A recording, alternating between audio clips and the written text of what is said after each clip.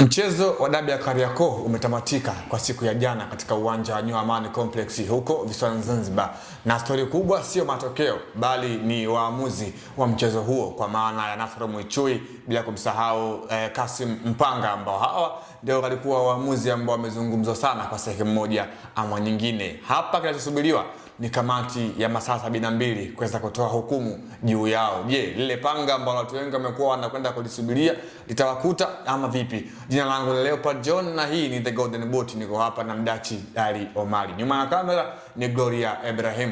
Mdachi, tuanzie hapo. Waamuzi wa mchezo wa jana, unawapa asilimia ngapi moja kwa moja? Kwa siku ya jana, kuanzia mwamuzi wa kati Nasoro Mwichuyi ambaye alichezesha mechi ile, unaweza kumpa asilimia 40 katika mchezo ule.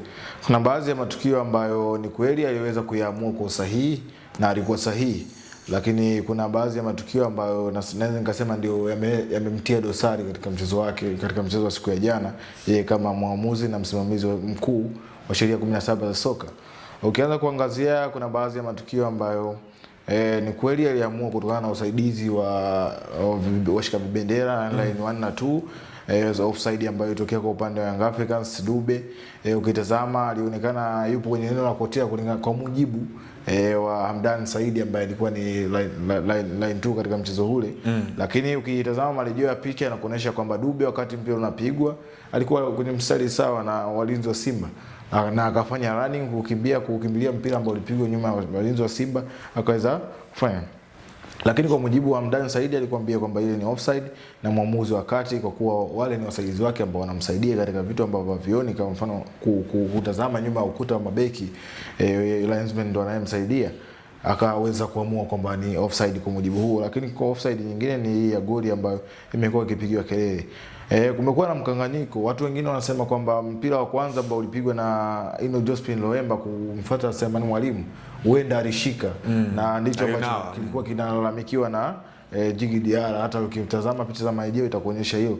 Lakini ukitazama Selemani Mwalimu mpira ulitua kwenye kifua na akaweza kutuliza, lakini receiving yake ikawa mbovu, mpira wakaweza kuondoa ni Ibrahim Ahmad Baka.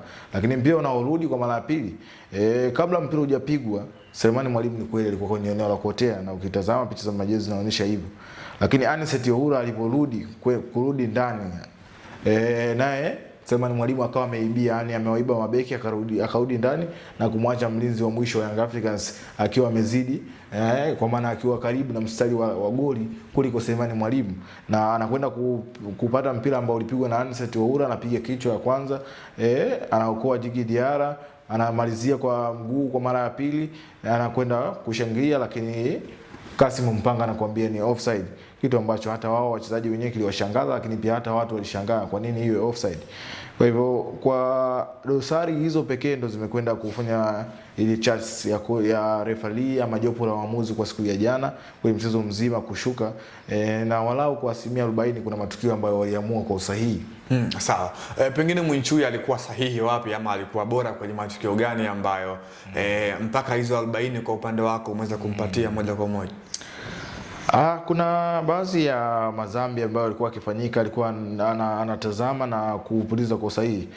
Mfano katikati pale kuna foul zilitokea za say kama hii ya Dickson Job ambaye alikanyagwa na Loemba na Jospin Loemba. Lakini pia kuna tukio jingine la Aurelien Depu katikati pale alifanyia madhambi. Kuna baadhi ya matukio alikuwa anaamua, unaona anawaonya wachezaji kwamba tucheze mpira huu, ni mchezo wa mpira wa miguu, tucheze fair, to play fair. Kuna matukio kama hayo alikuwa anaamua kwa usahihi, lakini baadhi ambayo kwa kuamua usahihi, mfano kuna matukio ameyafanya Mohamed Damaro Kamara. Kwa mtazamo wangu wa kawaida tu, faulu ya kwanza, ya pili mchezaji umemuonya, kinachofuata ni kumuonya kwa kadi ili mchezo uendelee, na kadi inayofuata ni kadi ya njano ambayo huwa inatoka kutokana na pengine ni pressure ambayo mwamuzi alikuwa nao kwenye mechi kubwa, akasema kwamba nikitoa kadi pengine nitaharibu radha ya huu mchezo, ndio maana akawa na ule uoga ama hofu ya kuweza kutoa hata kutowapatia kadi hao wachezaji ambao walikuwa wanaghadhabika.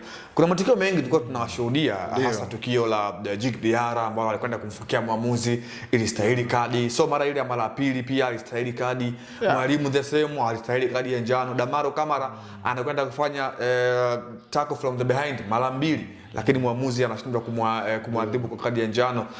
Yani in short sasa TFF na bodi ya ligi kwenye hili kitu gani ambacho inabidi wakifanye ili madi kuondoa vitu kama hivi, ama adhabu gani ambayo inastahili? Na kufungiwa mechi kadhaa, unafikiri inaweza kuwa ni adhabu kwa hawa waamuzi ili madi kukomesha kitu kama hicho kwenye michezo, hasa kwenye ligi kuu ya NBC Premier League, ligi namba 6 kwa ubora barani Afrika?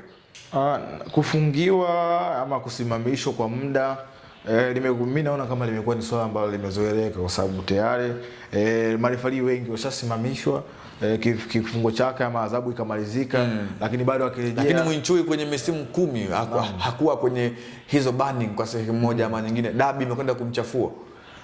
Nadhani nilizungumza wakati amepointiwa ama amechaguliwa kuwa mwamuzi wa mchezo huu kwamba ni refari ambaye amekaa kwenye misimu 10 kwenye ligi kuu ya NBC.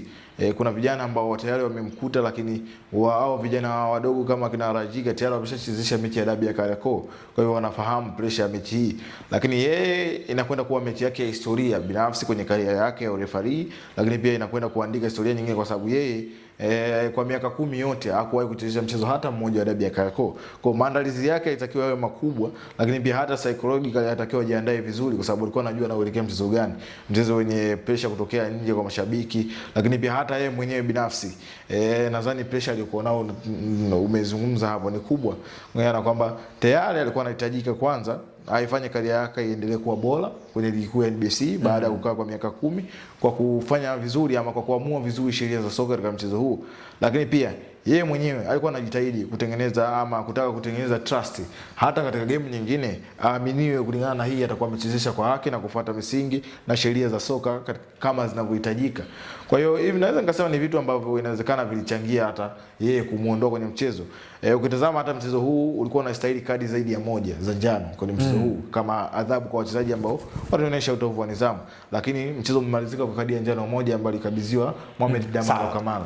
Dati, tuangalie kauli ambayo walizungumza siku moja kabla ya mchezo wa dabi ya Kariakoo, rais wa shirikisho la soka la TFF Wallace Karia, kwamba waamuzi wakifanya vibaya basi watakwenda kuadhibiwa kwa kufunguliwa mashtaka. Pengine itakuwa ni sahihi mara baada ya mechi kuisha na minong'ono imekuwa mingi, wengine wakisema wamedhulumiwa goli lao, wengine walistahili pointi 3, wengine wakisema pia nafasi ya mshambuliaji wao ilinyimwa. Kwenye hili hasa lile ambalo lilizungumza Wallace Karia, unaliona likaenda kutimia? Alilozungumza Wallace Karia kwa upande mwingine kama lipo nje, lakini hapa kwenye masuala mazima ya sheria za ligi kuu, sheria zinazowasimamia waamuzi na bodi nzima ya waamuzi, kinajulikana ni kipi ambacho kinafuata kulingana na mwenendo wa bodi ya waamuzi ambao wao wanaangalia kile ambacho mwamuzi amekifanya. Wao ndio wanajua hukumu gani inafuata kwenye bodi ya waamuzi, lakini yeye kama rais wa shirikisho kwenda kufungua mashtaka inategemeana na kama wataweza kufanya hivyo kweli, au ilikuwa inazungumzwa kama kupeleka ule msisitizo kwa waamuzi kwamba hizi ni mechi ambazo zinabeba hisia za watu wengi, zinabeba vitu vingi. Jamii nzima ipo hapa inatazama, Tanzania nzima ipo hapa inatazama, na kila mtu anafuatilia kutazama kitu gani kinaendelea. Kwa hili kufutilia mkazo watu wawe na umakini kwenye mchezo huu. Labda tukizungumza hivi kuna umakini ambao utaonekana, lakini inawezekana na imeonekana kwamba haijaleta matokeo yoyote, kwa sababu bado mechi imemalizika, lakini minong'ono ni mingi mtaani.